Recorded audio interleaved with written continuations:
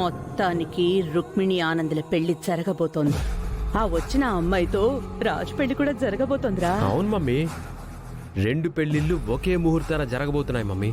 2 కాదు, ఒక పెళ్ళే జరుగుతుంది.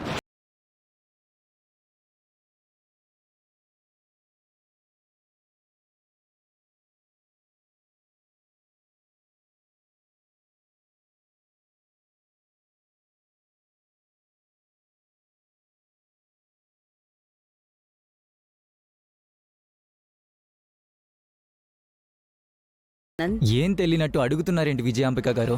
మా నాయన్ని చూడకుండా పెళ్లి తంతులో కూర్చొనని మీకు చెప్పుండాను కదా. మా నాయన ఏడున్నా మేమే తీసుకొస్తామని మీరు మాట ఇచ్చారు కాబట్టే నేను ఇంకా ఈడున్నాను. లేదంటే ఎప్పుడో వెళ్ళిపోయి ఉండేవాడిని. పెళ్లి తంతు మొదలవుతున్నా కూడా మీకేమి పట్టనట్టు ఇంకా ఇంటి పట్టునే కూర్చున్నారు. ఆహా, అలా ఏం లేదు ఆనంద్. మేము మీ నాన్న కోసమే ప్రయత్నిస్తున్నాం.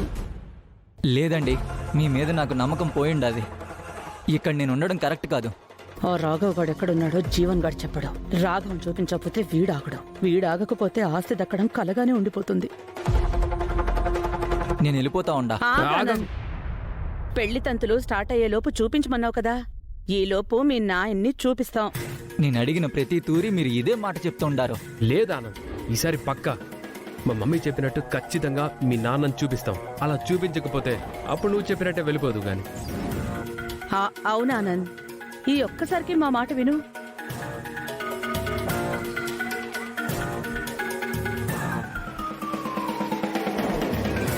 సరే, ఈ తూరికి మీ మాట వింటాను. ఈ తూరి మిస్ అయిందంటే మాత్రం మళ్ళీ జన్మలో మిమ్మల్ని నమ్మా. ఆ జీవన్ని కలుద్దాం పద మమ్మీ. రాఘవని చూపించకపోతే ఆనంద్ మన మాట నమ్మేలా లేడు. మనకి దక్కాల్సిన ఆస్తి కూడా మనకి దక్కేలా లేదు. అవునరా, పద వెళ్దాం.